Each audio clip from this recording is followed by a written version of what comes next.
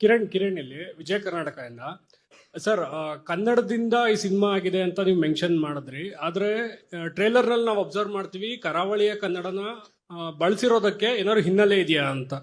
ಕಥೆಯೇ ಕರಾವಳಿದಾಗಿದ್ದಾಗ ಅದು ಕರಾವಳಿ ಕನ್ನಡ ಇಲ್ಲದೆ ಏನಿರುತ್ತೆ, ಅಥವಾ ಅಲ್ಲಿದು ಕರಾವಳಿ ಭಾಗ ಅಥವಾ ತುಳುನಾಡು ಅಂತೆಲ್ಲ ಏನ್ ನಾವು ತಗೊಳ್ತೀವಿ, ಆಗ ತುಳುವಿಗೆ ಸಂಬಂಧಪಟ್ಟಿರುವಂತ ವಿಚಾರಗಳಿದ್ದಾಗ ತುಳುವಲ್ಲೇ ಬರುತ್ತೆ. ಕರಾವಳಿ ಕನ್ನಡದ ಕಥೆ ಆಗಿರೋದ್ರಿಂದ ಅದು ಕರಾವಳಿ ಭಾಷೆಯಲ್ಲಿ ಇರುತ್ತೆ. ಅಂದ್ರೆ ಸಾವಿರಾರು ವರ್ಷಗಳ ಹಿಂದಿನ ಕಥೆ ಆಗಿರೋದ್ರಿಂದ ಕನ್ನಡ ಆಗು ಕೂಡ ಹಾಗೆ ಇತ್ತಾ, ಅಥವಾ ಅದಕ್ಕೇನಾದ್ರು ರೆಫರೆನ್ಸ್ ಇದೆಯಾ ಅಂತ?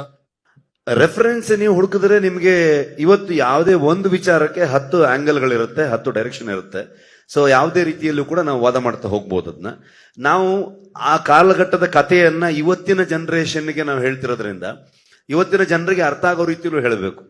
ಒಂದು ಥಾಟ್ ಇತ್ತು ನನಗೆ, ಕುಂದಾಪುರ ಕನ್ನಡದಲ್ಲಿ ಹೇಳಿದ್ರೆ ಹೆಂಗೆ ಅಂತ. ಅವಾಗ ಅದು ಹೆಚ್ಚು ಜನರಿಗೆ ಅದು ಅರ್ಥ ಆಗದೆ ಹೋಗ್ಬೋದು, ಬರೀ ಕುಂದಾಪುರ ಭಾಗದವ್ರಿಗೆ ಅಥವಾ ಕುಂದಾಪುರ ಭಾಗದವ್ರ ಪರಿಚಯ ಇರೋರ್ಗೆ ಅರ್ಥ ಆಗ್ಬೋದೇನೋ. ಸೊ ಹಾಗಾಗಿ ಏನ್ ಬೇಕಾದ್ರೂ ಹೇಳ್ಬೋದು. ಆದ್ರೆ ಇವತ್ತಿನ ಜನರೇಷನ್ಗೆ, ಇವತ್ತಿನ ಜನರಿಗೆ, ಇವತ್ತಿನ ಪ್ರೇಕ್ಷಕನಿಗೆ ಅದು ಅರ್ಥ ಮಾಡಿಸ್ಬೇಕು ಅಂತಂದಾಗ ಒಂದು ಸಿನಿಮ್ಯಾಟಿಕ್ ಲಿಬರ್ಟಿಯನ್ನು ತಗೊಳ್ತೀವಿ ನಾವು, ಇಲ್ಲ ಅಂತಲ್ಲ.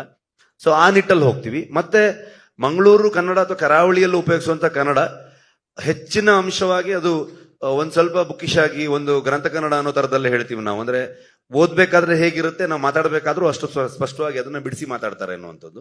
ಆ ಕಾರಣಕ್ಕೆ ಕನ್ನಡಕ್ಕೆ ಇಷ್ಟು ದೊಡ್ಡ ಹಿಸ್ಟ್ರಿ ಇರಬೇಕಾದ್ರೆ ಆಗಿನ ಕಾಲದಲ್ಲೂ ಕೂಡ ಈ ತರದಲ್ಲಿ ಇರಬಹುದು ಅನ್ನೋಂಥದ್ದು. ಸೊ ಹಳೆಗನ್ನಡಗಳನ್ನ ರೆಫರೆನ್ಸ್ ಪಾಯಿಂಟ್ ಅಲ್ಲಿ ಇಟ್ಕೊಂಡು ಕೂಡ ಹೋಗ್ಬೋದು. ಅಂದ್ರೆ ಈಗ ಬೇರೆ ಭಾಷೆಗಳಿಗೂ ಡಬ್ ಆಗಿರೋದ್ರಿಂದ ಅಲ್ಲಿಯ ಪರ್ಟಿಕ್ಯುಲರ್ ಯಾವ್ದಾದ್ರು ಭಾಷೆಗಳನ್ನ ಅಥವಾ ಲ್ಯಾಂಗ್ವೇಜ್ ನ ಬಳಸಿರೋ.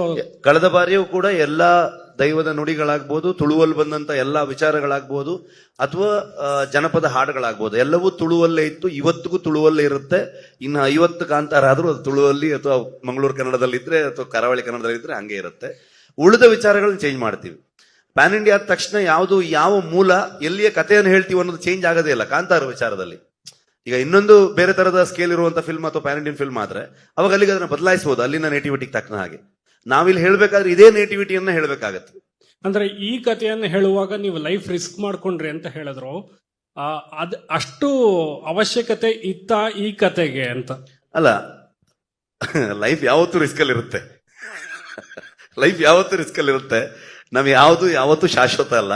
ಆದ್ರೆ ಒಂದು ಸಿನಿಮಾದ ಬಗ್ಗೆ ಒಂದು ನರೇಟಿವ್ ಸೆಟ್ ಆಯ್ತಲ್ಲ, ಆ ಪಾಯಿಂಟ್ ಅಲ್ಲಿ ಹೇಳ್ಬೇಕಾದ್ರೆ ನಾನು ಹೇಳಿದ್ದೆ ಅದನ್ನ.